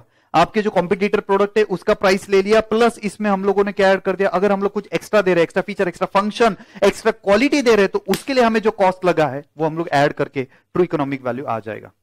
परफेक्ट है boss. Next, true economic value के बाद नेक्स्ट पॉइंट हम लोग डिस्कस करते हैं, that is perceived value. Okay, इसके जैसा ही है friends, perceived value. Perceived value का मतलब ये है कस्टमर को कितनी वैल्यू लग रही है, कस्टमर कितना विलिंग टू पे है, अकॉर्डिंगली इसकी प्राइस सेट कर दी. कस्टमर को ही पूछा भाई तू ये प्रोडक्ट कितने में परचेस करेगा. ठीक है, तो उसको कितनी वैल्यू है प्रोडक्ट की, अकॉर्डिंगली प्राइस सेट होएगा. ना फ्रेंड्स, प्राइस जो है ये अगर परसीव्ड वैल्यू से थोड़ा कम, प्राइस अगर परसीव्ड वैल्यू कस्टमर जो प्राइस एक्सेप्ट कर सकता है उसके थोड़े नीचे अगर आपने बेचा, और आपके जो कॉस्ट है, कॉस्ट ऑफ गुड्स सोल्ड उन्होंने दिया हुआ है, कॉस्ट ऑफ गुड्स सोल्ड के थोड़े ऊपर, परसीव्ड वैल्यू के नीचे, कॉस्ट ऑफ गुड्स सोल्ड के ऊपर अगर आपने बेचा, तो भाई आपकी क्वांटिटी मैक्सिमम हो सकती है और आपका जो प्रॉफिट है वो मैक्सिमम हो सकता है. ओके, आई होप ये परसीव्ड वैल्यू कंसेप्ट क्लियर है. तो क्या मैंने एक्सप्लेन किया है परसीव्ड वैल्यू में? Okay, sound is okay. Yes sir, perceived value में क्या मैंने एक्सप्लेन किया हुआ है? परसीव्ड वैल्यू में कस्टमर कितना रेडी है, विलिंगनेस क्या है कस्टमर का पे करने के लिए. ठीक है, वो एक प्राइस आप डिसाइड कर लो, परसीव्ड वैल्यू उसको बोलते हैं. और प्राइस सेट करते हो थोड़ा सा परसीव्ड वैल्यू से नीचे, एंड आपके जो सीओजीएस है उसके ऊपर अगर आपने प्राइस डिसाइड किया, तो क्वांटिटी एंड प्रॉफिट आपका मैक्सिमम हो सकता है. तो आई होप ये एब्सोल्युटली कंसेप्ट दिमाग में फिट हो गया है. क्या मैंने बताया भाई? ट्रू इकोनॉमिक वैल्यू, उसको ऑब्जेक्टिव वैल्यू भी बोला जाता है, एंड दूसरा perceived value. True economic value का फॉर्मूला क्या है? मार्केट में इसका जो कॉम्पिटिटिव प्रोडक्ट है उसका कॉस्ट कितना है, उसकी प्राइस क्या है, वो तो फिक्स है, प्लस आपने अगर कुछ एडिशनल दिया है तो उसका कॉस्ट भी आपको उसमें ऐड करना पड़ेगा, और परसीव्ड वैल्यू में कस्टमर की विलिंगनेस कितनी है, अकॉर्डिंगली आपने सेलिंग प्राइस किया। ओके, तो ये था आपका परसीव्ड वैल्यू। नेक्स्ट वन, अगला पॉइंट हम लोग डिस्कस करने जाते हैं, दैट इज इंपॉर्टेंट है exam point of view. Almost सारे थ्योरी क्वेश्चन मैं डिस्कस करो और in detail I am going to discuss.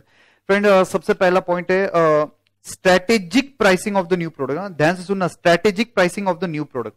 Friend, सबसे पहला है रिवॉल्यूशनरी प्रोडक्ट, सबसे पहले आपका रिवॉल्यूशनरी प्रोडक्ट, दूसरा आपका इवैल्यूएशन प्रोडक्ट, और तीसरा आपका मी टू प्रोडक्ट। नेक्स्ट क्या आपका मी टू प्रोडक्ट, ठीक है। अब ध्यान से सुनिएगा क्या बोल रहा हूं फ्रेंड्स। एक 5 to 6 ईयर बिफोर, ठीक है, ये वर्चुअल लेक्चर, वीडियो लेक्चर, इसमें कुछ भी यानी किसी ने सोचा नहीं था कि वीडियो लेक्चर या फिर वर्चुअल लेक्चर आ सकता है।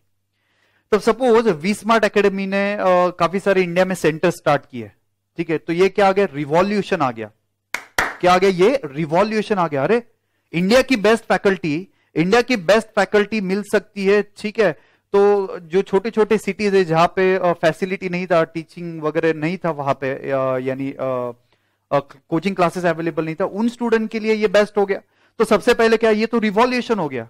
लाइव लेक्चर में जो लेक्चर है वो रिकॉर्ड कर दिए, और वो रिकॉर्ड किए हुए लेक्चर वो डिस्ट्रीब्यूट कर दिए, या फिर सैटेलाइट के थ्रू वॉटएवर वो लेक्चर दे दिए। तो ये क्या आ गया, टीचिंग इंडस्ट्री में एक रिवॉल्यूशन आ गया, ठीक है, कुछ नया प्रोडक्ट आ गया, एक नया वैल्यू क्रिएट किया है, ठीक है। तो रिवॉल्यूशन में फ्रेंड्स प्रीमियम प्राइस चार्ज कर सकते हैं, क्योंकि ऐसा प्रोडक्ट था ही नहीं पहले, ये रिवॉल्यूशनरी प्रोडक्ट है।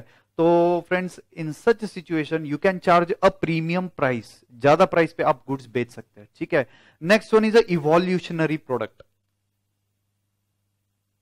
रिवॉल्यूशनरी हो गया, एक नया प्रोडक्ट आया है, तो आप प्रीमियम प्राइस चार्ज कर सकते हैं। इवोल्यूशनरी प्रोडक्ट का मतलब फिर आगे जाके क्या हुआ फ्रेंड, प्रैक्टिकल एग्जांपल दे रहा हूं, आगे जाके क्या हुआ फ्रेंड्स। अब ये सेंटर्स के थ्रू लेक्चर जा रहे थे, तो स्टूडेंट लोगों को सेंटर पे आना पड़ रहा था, ठीक है, रिकॉर्डेड ही लेक्चर था सेंटर के थ्रू, ठीक है। वहां पे बैच बनता था, 10 20 100 स्टूडेंट का बैच बनता था और लेक्चर रन होता था। फिर अभी सीए फाइनल के स्टूडेंट को ये आर्टिकलशिप में फ्रेंड्स जाना पड़ता है, आउट स्टेशन ऑडिट या फिर वॉट एवर द रीजन। तो इन्होंने सोचा अरे अभी क्या करे, ये तो वीडियो लेक्चर है, चलो ठीक है, अगर हमें ये घर पे मिल जाए तो और बेहतर होएगा। तो वी स्मार्ट एकेडमी में उसके बाद पेन ड्राइव लेके आ गए, ठीक है। मार्केट में क्या आ गया, इसका पेन ड्राइव वगैरह आ गए। अच्छा, अगर पेन ड्राइव आ गया तो क्या इवोल्यूशन हुआ है, क्यों इवोल्यूशन हुआ है, ऑलरेडी वीडियो लेक्चर थे पहले, बस थोड़ा सा मोड उसका चेंज हुआ है, तो इसको हम लोग बोलेंगे इवोल्यूशनरी प्रोडक्ट। जो ऑलरेडी अवेलेबल था प्रोडक्ट, उसमें हमने थोड़े से चेंजेस किए। तो यहां पे प्राइस डिसाइड करते हुए कॉस्ट बेनिफिट एनालिसिस करो, कॉम्पिटिटर का जो प्राइस है उसके बेसिस पे और डिमांड के बेसिस पे प्राइस आपको डिसाइड करना है। ये आपका इवोल्यूशनरी प्रोडक्ट है, यानी प्रोडक्ट ऑलरेडी मार्केट में था, उसमें आपने थोड़ा सा इवोल्यूशन लेके आया, कुछ एडिशनल फंक्शन, फीचर्स, कैरेक्टरिस्टिक्स आपने चेंज कर दिया, ये हो गया evolutionary product. And next one अब है मी टू प्रोडक्ट। अच्छा जी, मी टू प्रोडक्ट का मतलब क्या है फ्रेंड्स, अभी मार्केट में as you are aware that अभी मार्केट में जो भी कोई, अब एचसीएमपी के 100 प्रोफेसर रहेंगे जो ये लेक्चर दे रहे हैं, ठीक है, GST, tax, hundreds of teacher professor के लेक्चर अवेलेबल है। ओके, तो अब क्या हो गया फ्रेंड्स, मी टू प्रोडक्ट, ठीक है। कुछ साल तक यानी 2-3 साल पहले तक फ्रेंड्स कंपटीशन बहुत ही कम था, मार्केट में बहुत ही कम प्लेयर थे, ठीक है। अब क्या हो रहा है, मी टू में भी और कोई, अभी एसएमपी के लिए 100 फैकल्टीज है, तो ऐसे सिचुएशन में अभी कंपटीशन बढ़ गया। मी टू प्रोडक्ट का प्राइस, यानी उन्होंने ऐसा प्रोडक्ट लॉन्च किया तो मैं भी ऐसा प्रोडक्ट लॉन्च करता हूं, मेरे कॉम्पिटिटर ने ऐसा प्रोडक्ट लॉन्च किया तो मैं भी लॉन्च करता हूं, उसने किया मैंने भी किया, तो ये आ गया आपका मी टू प्रोडक्ट। और मी टू प्रोडक्ट में फ्रेंड्स प्राइस डिसाइड करते हो, मार्केट डिसाइड करने वाला है प्राइस, कंपटीशन प्राइस डिसाइड करेगा, क्योंकि आप नया कुछ नहीं लेके आ रहे हो, आप कॉपी किया हुआ है। तो आई होप ये पॉइंट आपके दिमाग में फिट हो गया। कौन से पॉइंट मैंने आपको बताए फ्रेंड्स, जल्दी से।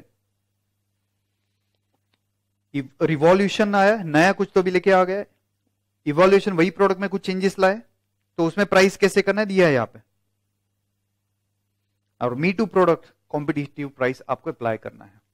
चलिए अब फ्रेंड्स 2 खूंखार इंपॉर्टेंट कंसेप्ट हम लोग कवर कर रहे हैं, ध्यान से सुनिएगा, बिल्कुल डिस्ट्रैक्ट मत होइएगा, दोनों में से एक क्वेश्चन एग्जाम में आने का चांसेस बहुत ज्यादा है, penetration pricing and skimming pricing, और पेनिट्रेशन पे प्रैक्टिकल क्वेश्चन भी आ सकता है। नाउ फ्रेंड ध्यान से सुनिएगा, पेनिट्रेशन प्राइसिंग का मतलब टू पेनिट्रेट मतलब to enter into the system. At the introduction of the product बहुत ही कम प्राइस चार्ज करेंगे, और जैसे प्रोडक्ट पॉपुलर हो जाएगा gradually you are going to increase the price. Reliance Jio introduction पे बहुत ही कम प्राइस था या फिर फुकर दे दिया था, ठीक है, और gradually they are going to increase the price. अब आप चेक कर सकते हो कि जब फ्री मिल रहा था काफी लोगों ने स्विच कर दिया वोडाफोन आइडिया से, ये जो जियो में इन्होंने स्विच कर दिया, लेकिन आप थोड़ी फ्री है। अगर आप इसका टैरिफ चेक करेंगे तो कॉम्पिटिटिव प्राइस है अभी, या फिर ज्यादा ही प्राइस है एज कंपेयर टू, लेकिन अभी उन्होंने आदत डाल दिया।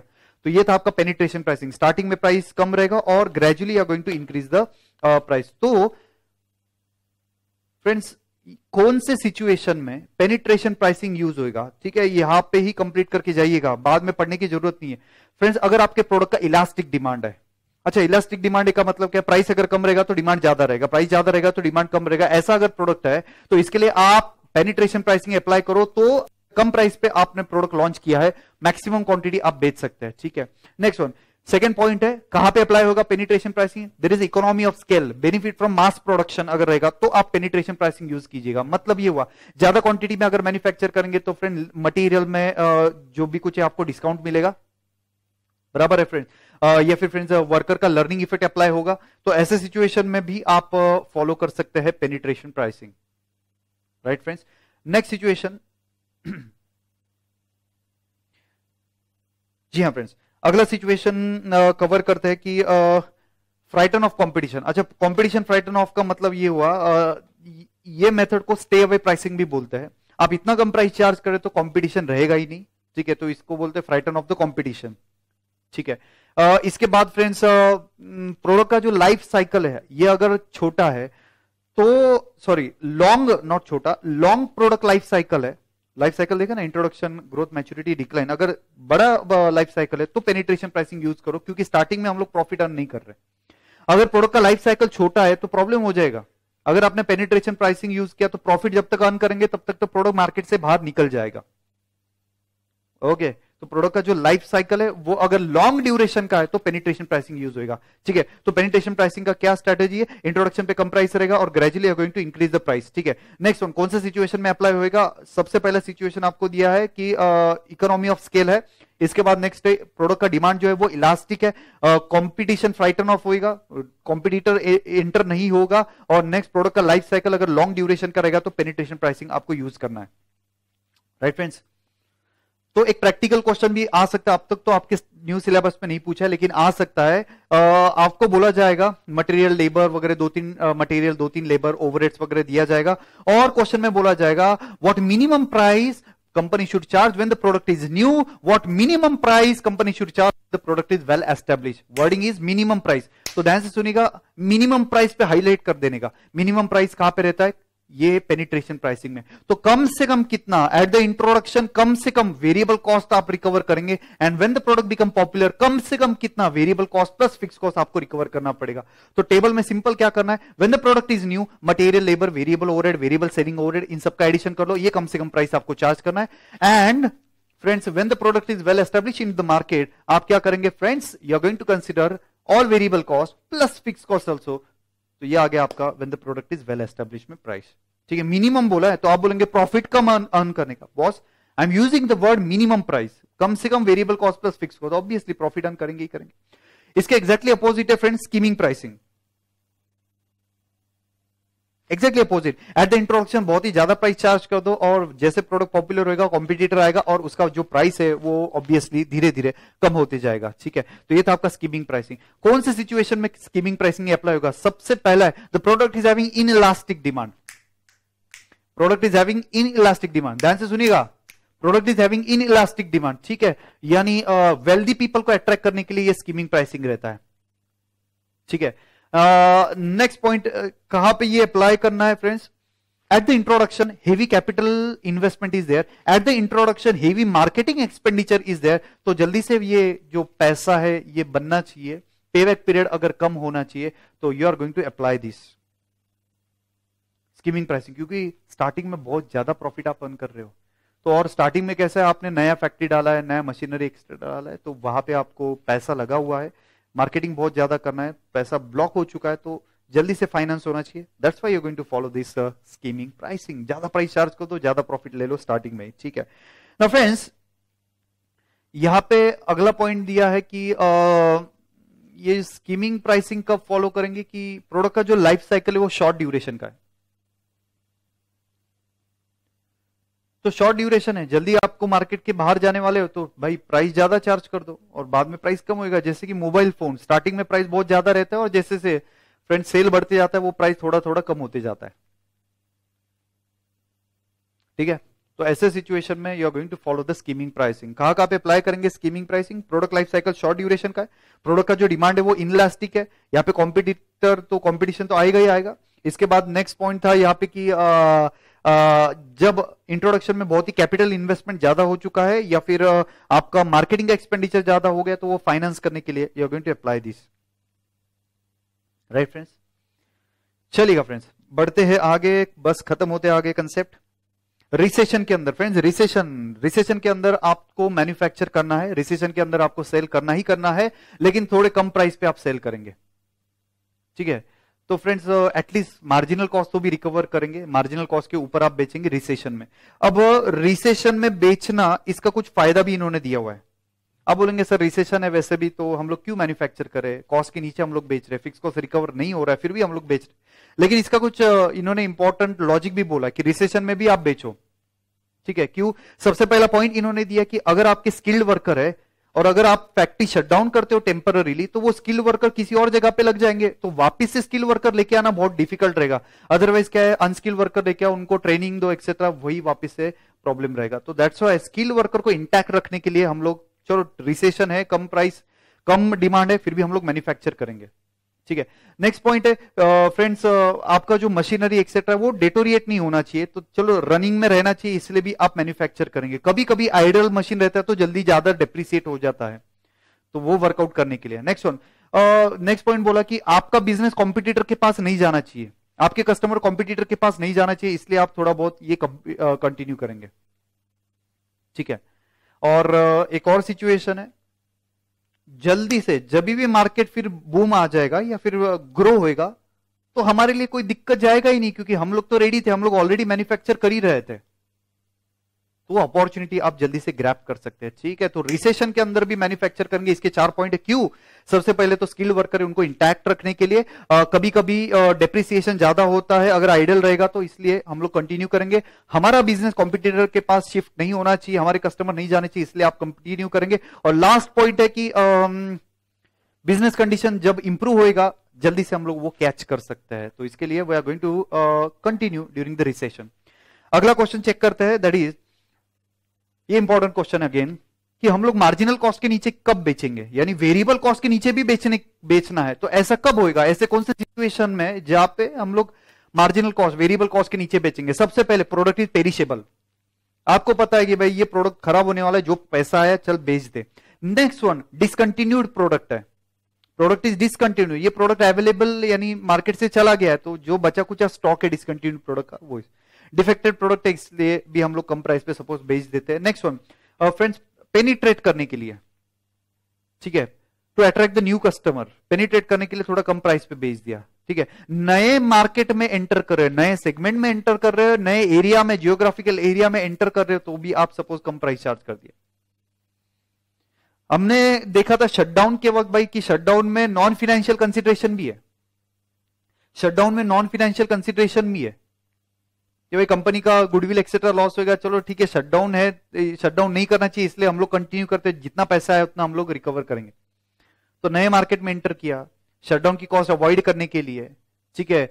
फ्यूचर में मार्केट ग्रो होने वाला है, इसके लिए भी हम लोग कभी कभी पेरिशेबल प्रोडक्ट है, डिसकंटिन्यूड प्रोडक्ट है, ठीक है, नया प्रोडक्ट लॉन्च करना है, या फिर हमारे मेन प्रॉफिटेबल प्रोडक्ट के साथ कॉम्प्लीमेंट्री कोई प्रोडक्ट दे दिया, तो ऐसे सिचुएशन में हम लोग कर सकते हैं, बिलो मार्जिनल कॉस्ट बेच सकते हैं। ओके, एक इंपॉर्टेंट चार्ट है, इंपॉर्टेंट स्टेप है, ओके, प्रोडक्ट लाइफ साइकिल के रिलेटेड है, इस पे क्वेश्चन आ सकता है। Pricing and product life cycle, जी हाँ, pricing and product life cycle, ध्यान से सुनिएगा फ्रेंड्स, ठीक है। स्कीमिंग प्राइसिंग फॉलो कर सकते हैं या पेनिट्रेशन प्राइसिंग फॉलो कर सकते हैं? पहले हम लोग डिस्कस कर लेते हैं स्कीमिंग प्राइसिंग, और 4 स्टेजेस है: introduction, growth, maturity and decline. Okay, introduction phase में अगर स्कीमिंग प्राइसिंग है तो बहुत ही ज्यादा प्राइस चार्ज करेंगे, ठीक है। क्यों ज्यादा प्राइस चार्ज करेंगे? Heavy capital expenditure, heavy marketing expenditure is there at the introduction phase, तो इसलिए हम लोग ज्यादा प्राइस चार्ज करेंगे। ग्रोथ फेज में थोड़ा प्राइस कम करेंगे, और ज्यादा फ्रेंड्स मार्केट में कैप्चर होना चाहिए, तो और ज्यादा पेनिट्रेट होना चाहिए, तो थोड़ा प्राइस कम कर दिया। मैच्योरिटी फेज में भाई कॉम्पिटिटर आने वाला है, तो कॉम्पिटिटर के हिसाब से हम लोग प्राइस चार्ज करेंगे। डिक्लाइन फेज, अच्छा डिक्लाइन फेज में बहुत ही प्राइस में यानी कट करना पड़ेगा हमें प्राइस, ठीक है। तो ये हो गया आपका स्कीमिंग प्राइसिंग में। स्टार्टिंग में बहुत ज्यादा प्राइस था इंट्रोडक्शन पे, ग्रोथ और मैच्योरिटी फेज में प्राइस थोड़ा थोड़ा हमने कम कर दिया। मैच्योरिटी फेज में कंपटीशन की वजह से प्राइस कॉम्पिटिटर का फॉलो करना पड़ेगा, और जो डिक्लाइन फेज है, डिक्लाइन फेज में बहुत ही ज्यादा ड्रास्टिक डिस्काउंट हमें देना पड़ेगा, कट करना पड़ेगा प्राइस, ठीक है। इसके बाद नेक्स्ट पॉइंट है आपका पेनिट्रेशन प्राइसिंग। पेनिट्रेशन प्राइसिंग में क्या रहेगा फ्रेंड्स? जल्दी से मार्केट सिक्योर करने के लिए, डिमांड जल्दी से अट्रैक्ट करने के लिए, कस्टमर को अट्रैक्ट करने के लिए स्टार्टिंग में बहुत ही कम प्राइस चार्ज कर दिया, ठीक है। इससे क्या होगा? हमारा सेल बढ़ेगा, मार्केट का शेयर हमारा बढ़ेगा। इसके बाद इन्होंने ग्रोथ फेज में ऐसा कुछ नहीं बोला है, क्योंकि पेनिट्रेशन प्राइसिंग का एम ही वही है, हमारा डिमांड बढ़ना चाहिए। इसके बाद फ्रेंड्स आपका जो मैच्योरिटी फेज है, उसमें बोला कि रिटेन हायर प्राइसेस, ठीक है, retain higher prices. And last है आपका जो एकदम लास्ट डिक्लाइन फेज है, यहां पे आपको प्राइस थोड़ा सा इंक्रीज करना पड़ेगा। तो पेनिट्रेशन प्राइसिंग में स्टार्टिंग में कम प्राइस है, और बाद में ग्रेजुअली आपने प्राइस है वो इंक्रीज किया। इसको इंपॉर्टेंट मार्क करके रखिएगा, एग्जाम के पहले रिवाइज करना है। ओके, चलिएगा फ्रेंड्स, बस खत्म होते आ गया friends. Price adjustment policies, okay. अब ये तो डिस्कस करने जैसा नहीं है। प्राइस एडजस्टमेंट पॉलिसी में डिस्काउंट कहां पे मिलता है भाई? डिस्ट्रीब्यूटर का डिस्काउंट है, रिटेल का डिस्काउंट है, होलसेलर का डिस्काउंट है, एक्सेट्रा। तो इनका डिस्काउंट, डीलर का डिस्काउंट है, तो ये डिस्काउंट मिलने वाला पहला। दूसरा इन्होंने बोला क्वांटिटी डिस्काउंट, बल्क कस्टमर है ज्यादा डिस्काउंट मिलेगा, रिटेल कस्टमर है कम डिस्काउंट मिलेगा, ठीक है। नेक्स्ट इन्होंने बोला हुआ है next cash discount, prompt payment अगर किसी ने किया तो डिस्काउंट मिलेगा। प्राइस डिस्क्रिमिनेशन किया, ठीक है। प्राइस डिस्क्रिमिनेशन यानी क्या? हर एक कस्टमर के लिए आपने अलग अलग प्राइस चार्ज किया, ऊपर हमने चेक किया है। प्राइस डिस्क्रिमिनेशन की वजह से भी हमारा जो भी कुछ प्राइस है उसमें डिफरेंस आ सकता है। नेक्स्ट वन, लास्ट पॉइंट है जियोग्राफिक प्राइसिंग, ठीक है। जियोग्राफिक प्राइसिंग, ट्रांसपोर्टेशन कॉस्ट के हिसाब से आप अलग अलग प्राइस चार्ज कर रहे हो। क्या है? ट्रांसपोर्टेशन कॉस्ट के हिसाब से आप अलग अलग प्राइस चार्ज कर रहे हो, राइट फ्रेंड्स? चलेगा।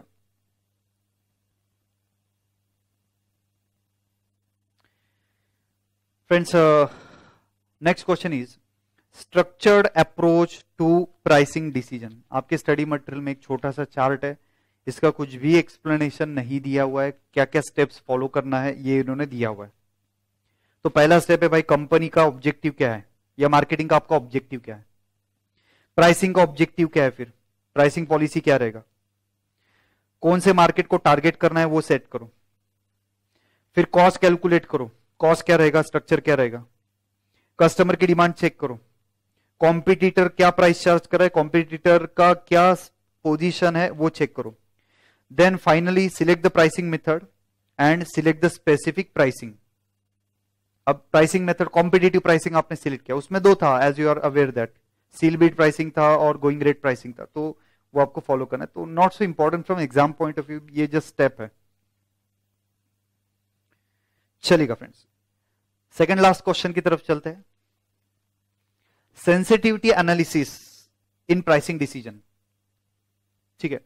ऑलरेडी ये पॉइंट डिस्कस हो चुका है। सेंसिटिविटी ऊपर देखा था ना सर, बायर का सेंसिटिविटी कम ज्यादा कैसे रहेगा, प्रोडक्ट का डिफरेंशियल अवेलेबल है या नहीं है, ठीक है। अगर कस्टमर को अवेयर ही नहीं है तो सेंसिटिविटी कम रहेगा, इनकम एक्सेट्रा, वो सारे पॉइंट्स हमने ऑलरेडी डिस्कस कर दिए है, तो उसका ही आगे का पॉइंट इन्होंने दिया हुआ है, ठीक है।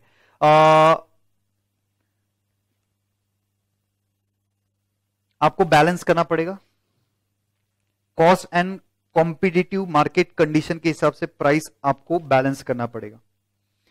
Now friends, internal factor and external factor की वजह से प्राइस चेंज हो सकता है। विद इन द कंपनी रहेगा तो इंटरनल फैक्टर, और बियॉन्ड द कंपनी रहेगा तो एक्सटर्नल फैक्टर। अब एक्सटर्नल क्या है, मार्केट का डिमांड चेंज हो गया, एक्सटर्नल फैक्टर। कंपटीशन के हिसाब से कॉम्पिटिटर का प्राइस चेंज हो गया, एक्सचेंज रेट का फ्लक्चुएशन हो गया, ठीक है। तो इसके ये एक्सटर्नल फैक्टर है जिसके वजह से आपका सेंसिटिविटी रहेगा प्राइस में। अब इंटरनल क्या है, कैपिटल आउटले क्या है, रिसर्च एंड डेवलपमेंट के एक्सपेंडिचर कितने हैं, आपका प्रोडक्शन कॉस्ट क्या है, मार्केटिंग कॉस्ट क्या है, एडमिनिस्ट्रेशन कॉस्ट क्या है, सेलिंग एंड डिस्ट्रीब्यूशन कॉस्ट क्या है, ठीक है। तो रॉ मटेरियल का कॉस्ट एक्सेट्रा, ये आपके इंटरनल फैक्टर है जिसकी वजह से प्राइस सेंसिटिव हो सकता है, कम ज्यादा प्राइस हो सकता है। Okay, and now last question friends, last question is pricing in case of services. Issue क्या है फ्रेंड्स, 4 इशू है सर्विस सेक्टर का प्राइस कैलकुलेट करते वक्त। सबसे पहला issue will have to discuss that कि फ्रेंड्स अगर आप अलग अलग सर्विस दे रहे हो, सेम सर्विस हर एक को नहीं दे रहे हो, यूनिक सर्विस हर एक को नहीं दे रहे हो, कस्टमाइज सर्विस अगर दे रहे हो तो अलग अलग प्राइस चार्ज करना पड़ेगा, वहां पे दिक्कत आएगा। जैसे कि अगर आप 2 व्हीलर सर्विसिंग के लिए लेके जाते हो तो किसी का ब्रेक फेल है, किसी का ऑयल लीकेज है, किसी का एवरेज का प्रॉब्लम है, ठीक है। तो अलग अलग प्रॉब्लम हो सकता है, अलग अलग सर्विस आपको देना पड़ता है, तो अलग सर्विस के लिए अलग प्राइस आपको चार्ज करना है। तो फ्रेंड्स अगर डिफरेंटली सर्विस दे रहे हो हर एक को तो प्राइस कैलकुलेट करना थोड़ा डिफिकल्ट है। सेकेंड पॉइंट इन्होंने दिया है कि प्राइस क्यों इनका डिफिकल्ट है, कि सेकेंड पॉइंट इज दैट कभी कभी बायर को भी कॉस्ट बेयर करना पड़ता है, बायर का भी पार्टिसिपेशन रहता है, ठीक है। बायर का भी पार्टिसिपेशन रहता है, यानी कुछ पोर्शन सर्विस का आपका बायर ही कंप्लीट कर रहा है। तो ऐसे सिचुएशन में प्राइस कैलकुलेट करना डिफिकल्ट है, क्योंकि वो जो बायर है जो सर्विस आपकी ले रहा है उसकी कॉस्ट आपको प्रेडिक्ट करना है सेलिंग प्राइस कैलकुलेट करते हो, क्योंकि उतना कम करना पड़ेगा ना आपको, ठीक है। नेक्स्ट पॉइंट है, इन्होंने तीसरा पॉइंट दिया हुआ है कि गवर्नमेंट कभी कभी ये सर्विस सेक्टर का प्राइस डिसाइड कर लेता है। हेल्थ, एजुकेशन, अब जैसे कि कोरोना कोविड चल रहा है, गवर्नमेंट ने प्राइस फिक्स कर दिया कि भाई हॉस्पिटल लोगों को बेड का या फिर ये कोरोना टेस्ट का जो प्राइस है वो लिमिट रखना पड़ेगा। एजुकेशन है, अभी सपोज दिल्ली है या फिर बड़े बड़े सिटीज है, यहाँ पे गवर्नमेंट डिसाइड करता है कि ज्यादा प्राइस नहीं चार्ज करना है, एट पार सब लोगों ने प्राइस चार्ज करना है। ट्रांसपोर्टेशन का प्राइस सपोज गवर्नमेंट चार्ज करता है, तो अगर गवर्नमेंट प्राइस चार्ज कर रहा है तो आप इसमें प्राइस में कैसे कुछ चेंजेस कर सकते हैं। तो ये इशू हो गया सर्विस सेक्टर को, ठीक है।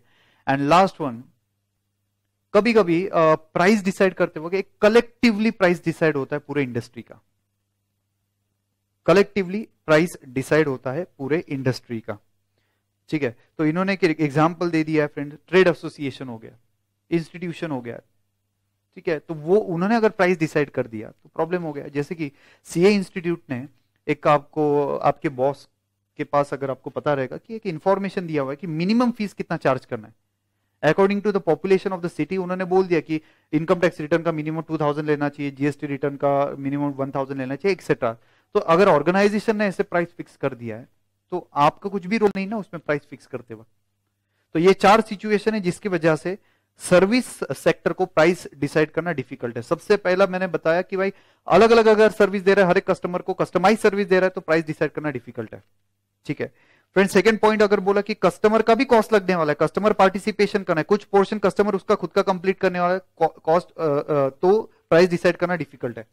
गवर्नमेंट ने अगर प्राइस सेट कर दिया तो आप चेंज नहीं कर सकते, आपके और ट्रेड एसोसिएशन ने प्राइस डिसाइड किया कलेक्टिवली, आप उसमें चेंजेस नहीं कर सकते, तो ये आपके इश्यूज है, राइट फ्रेंड्स। तो friends each and every line, each and every point of this topic मैंने कवर किया हुआ है, ठीक है। एग्जाम के पहले फ्रेंड्स देखिए 1 घंटा 10 मिनट या 15 मिनट वॉट एवर, इसमें ये जो लेक्चर है ये हमने कंप्लीट किया है, ठीक है। 1 आवर 20 मिनट समथिंग एग्जाम के पहले देख लेना, थोड़ा फास्ट 1.3 स्पीड वगैरह देख लिया तो ये आपका 40-50 मिनट्स में भी कंप्लीट हो जाएगा। लेकिन मैंने हर एक कंसेप्ट एक्सप्लेन किया है, प्रैक्टिकल क्वेश्चन कैसे सॉल्व करना है वो भी मैंने आपको बताया हुआ है। सो 100% बोलता हूँ ये आप लेक्चर 2 बार तो भी एटलीस्ट देखिएगा, अभी 1 बार देख लीजिएगा और एग्जाम के एग्जैक्टली 1 दिन पहले ये देख लीजिएगा, क्योंकि ये पूरा की पूरा प्रिडोमिनेंटली थियरी टॉपिक था, right friends. So thank you very much friends, here we completed the first module ठीक है, 7 कंसेप्ट 7 टॉपिक हमने पूरा की पूरा स्टार्ट टू एंड कंप्लीट कर लिया। ठीक है, now in the next lecture will start with the second part. ठीक है, उसको थोड़ा कम टाइम लगता है सेकंड पार्ट में। ठीक है, जैसे कि आपका स्टैंडर्ड कॉस्टिंग है या ट्रांसफर प्राइसिंग है, ये हाफ ओवर 45 मिनट्स के लेक्चर है। ठीक है, thank you very much friends, see in the next lecture and take care.